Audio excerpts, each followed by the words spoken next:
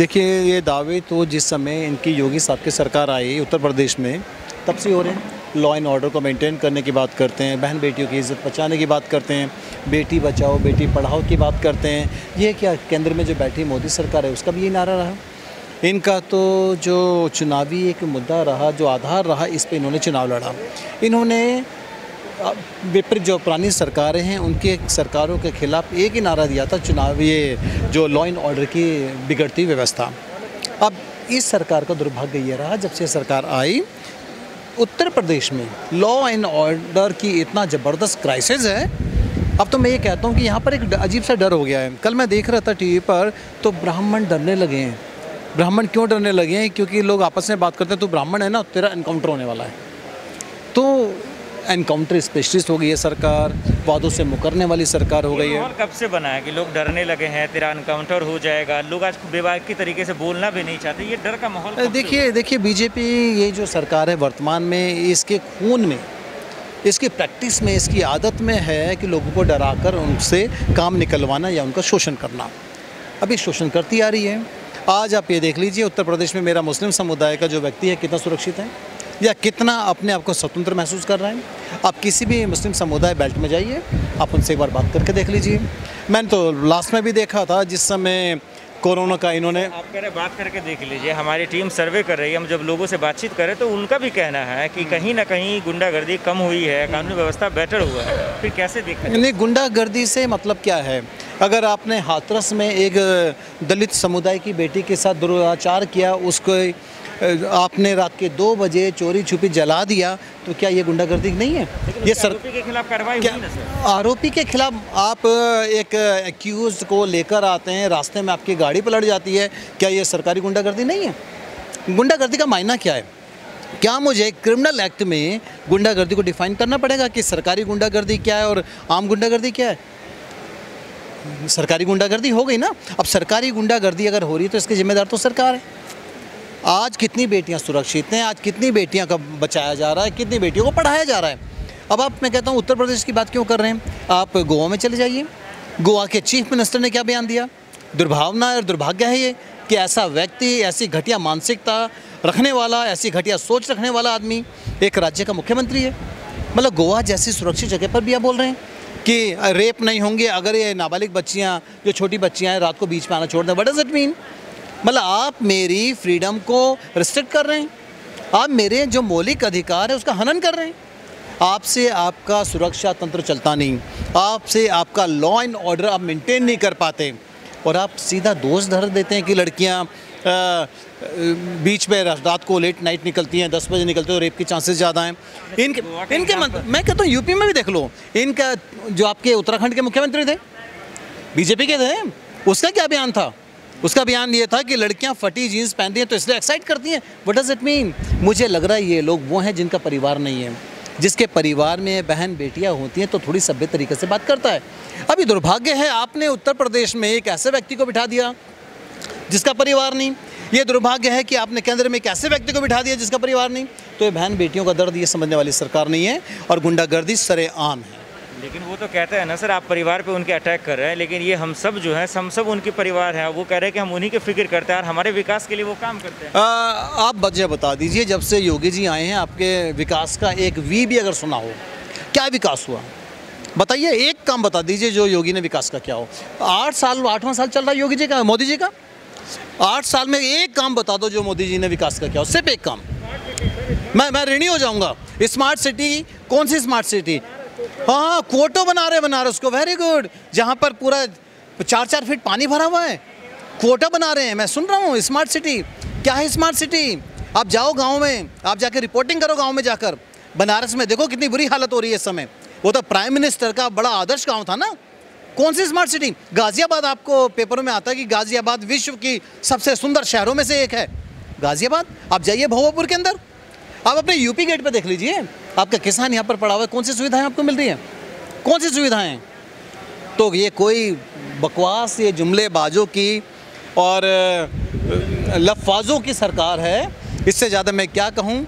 इनको ना संविधान की तमीज़ है, ना किसी कानून को कैसे क्रियान्वयन करना चाहिए उसकी तमीज़ है। बस आ गए आपने कहा सर काम नहीं किया। जेपी नड्डा जी कह रहे हैं तमाम सांसदों को कि यूपी के हर जिले में जाइए, लोगों को समझाइए और उन्होंने जो काम किया उसकी तरक्की के बारे में बताइए। यानी उत्तर प्रदेश में जितने भी लोग हैं उनको काम नहीं समझ आ रहा, दिखाई नहीं दे रहा। अब जेपी नड्डा जी कहते हैं अपने सांसदों के माध्यम से कि समझाइए, यानी काम क्या होता है जिसको समझाना पड़े। अगर मैं आपके लिए हैंडपंप लगाता हूँ तो दिखता है ना, जब मैंने हैंडपंप लगाया ही नहीं तो मैं आगे समझाऊंगा कि मैंने यहाँ हैंडपंप लगाया था, समझ जाओ। अगर आप काम करते हो ना, काम आपके शब्दों से ज़्यादा बोलता है, बहुत ऊंचा बोलता है। काम तो पुरानी सरकारों ने किया, काम तो हमेशा दिखा, काम अपने आप बोलता है, अपने आप बोलता है। काम जब सब किया नहीं तो फिर किस बेस पे ये लोग कह रहे हैं, सीएम योगी कह रहे हैं, डिप्टी सीएम कह रहे हैं कि बम्पर जीत लाने वाले, ऐतिहासिक जीत लाने वाले। हाँ, जैसे 200 के पार वो पश्चिम बंगाल में आने वाले थे, जैसे तमिलनाडु में वो 30 लाने वाले थे, 3 पे आके सिमट गए। जैसे केरला में भी इन्होंने तो पूरा प्लान कर लिया था कि इनका मुख्यमंत्री कौन होगा।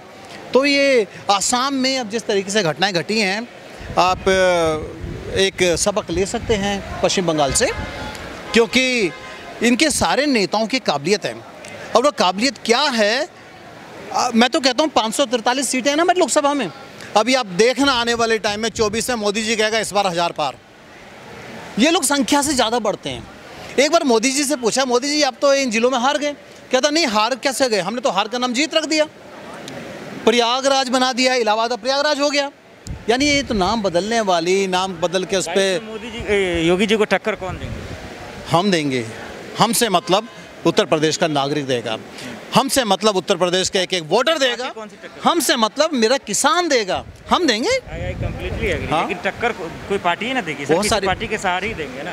कौन? चलिए, बड़े विनम्रता के साथ आपके माध्यम से पूरे देश को बता दूं, पूरे राज्य को बता दूं कि जब से किसान आंदोलन चालू हुआ तो मुझे लगता नहीं कि बसपा ने कहीं पर ही किसान के समर्थन में कोई शब्द कहा होगा। मायावती जी खामोश हैं, शायद ईडी का और सीबीआई का डर होगा। समाजवादी पार्टी का नेता अखिलेश यादव कहाँ पर गया, किस आंदोलन में खुलकर समर्थन किया, मुझे तो नहीं पता। अगर किसी मेरे शीर्ष नेतृत्व को मालूम हो तो उनसे पूछ लीजिए, उसको भी डर होगा, शायद पता नहीं कौन सी चोरी का होगा। पूरे उत्तर प्रदेश में जो आज मैं वर्तमान में देखता हूँ, आज मैं एक चीज़ देखता हूँ कि एक पार्टी है जिसको आपने बिल्कुल अपने मानस पटल से नदारद कर दिया। आज एक पार्टी है जिसका कार्यकर्ता, जिसके सारे फ्रंटल खुलकर काम कर रहे हैं। कभी पेट्रोल के लिए स्ट्राइक करते हैं, कभी पेट्रोल के धरना देते हैं, कभी किसानों के लिए धरना देते हैं। ये आज योगी सरकार की नाक में अगर दम किया है तो आज एक पार्टी है, और वो पार्टी जिसको पश्चिमी उत्तर प्रदेश, मतलब पूरे उत्तर प्रदेश की, जिसमें ऑल इंडिया कांग्रेस की महासचिव खुद प्रियंका लीड कर रही हैं। तो मैं देखता हूं कि आने वाले टाइम में अगर इस योगी की अगर आखिरी ताबूत में जो कील ठोकेगी ना, वो शायद मुझे लगता है कि देश की सबसे पुरानी पार्टी ठोकने वाली है कांग्रेस। हाँ, आप ये मान लीजिए। क्लियर बताइए ना, कांग्रेस नहीं, मैं कह रहा हूँ देश की सबसे पुरानी पार्टी, तो वो पार्टी जिसने आज़ादी में लड़ाई लड़ी।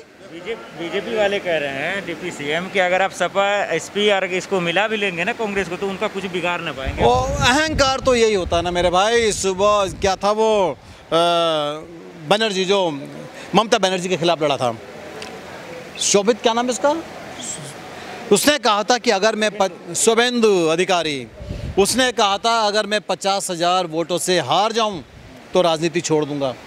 भाई साहब 2000 से जीते हो आप, अब पता नहीं कैसे जीते हो, क्या मैनिपुलेशन किया है आपने, राजनीति क्यों नहीं छोड़ी। ये फेंकू सरकारें हैं, फेंकने वालों की सरकारें हैं, जुमलेबाजों की सरकार हैं। आप विश्वास कीजिए अच्छे दिन आने वाले हैं, क्योंकि अब योगी जी और मोदी जी जाने वाले हैं। अब अच्छे दिन आने वाले हैं, हर सभी विभाग के आएंगे, हर व्यक्ति विशेष के आएंगे, चाहे मेरा किसान हो, मजदूर हो, श्रमिक हो, जो मर्जी हो। चाहे आपने बात किया, कौन होगा चेहरा उसके, सीएम को उम्मीदवार कौन होगा, क्या रणनीति क्या है, कुछ कहीं से विपक्ष तो कोई वजूद नहीं दिख रहा। अच्छा, मुझे एक बात बताइए, अगर आप योगी को डर नहीं है तो फिर वो कांग्रेस कांग्रेस कांग्रेस क्यों चिल्ला रहे हैं। मुझे लग रहा है योगी जी के सपने में प्रियंका गांधी आने लगी हैं, उनका मठ खतरे में हो गया है, जो राजनीतिक मठ है। तभी वो दिल्ली में आके 2-2 दिन तक जो विचार विमर्श चल रहा है कि उसके मुख्यमंत्री क्या होगा, चेहरा क्या होगा, लड़ाई किसके नाम पर लड़ा जाएगा। तो मंथना तो चल रही है इनके अंदर। अब देखो, सागर मंथन की लड़ाई चालू हो गई है। अब देखते हैं, हमें डर नहीं है। अगर मैं कहूँ कि कांग्रेस के कार्यकर्ता को उत्तर प्रदेश में खोने के लिए कुछ नहीं, हम जो भी करेंगे गेन ही करेंगे, लेकिन लेकिन भारतीय जनता पार्टी की सरकार लेड बाय योगी नहीं आएगी, लिखवा लीजिए। कांग्रेस को कितनी सीटें आएंगी? अब देखिए, मैं भविष्य वक्ता नहीं हूँ मोदी जी की तरह, फिर भी मैं भविष्य वक्ता नहीं हूँ, मैं भविष्य वक्ता नहीं हूँ अमित शाह की तरह, लेकिन आएगा ना ही मैं भविष्य वक्ता हूँ नड्डा जी की तरह जो 200 पार, 300 पार, 400 पार वो कहें। लेकिन हाँ, इतना बता दूँ, एक अच्छी रिस्पेक्टेबल, एक अच्छी मेजॉरिटी की तरफ एक सम्मानित तरीके से सीटें आएंगी और शायद एक अहम भूमिका आने वाले समय में उत्तर प्रदेश में निभाएंगे।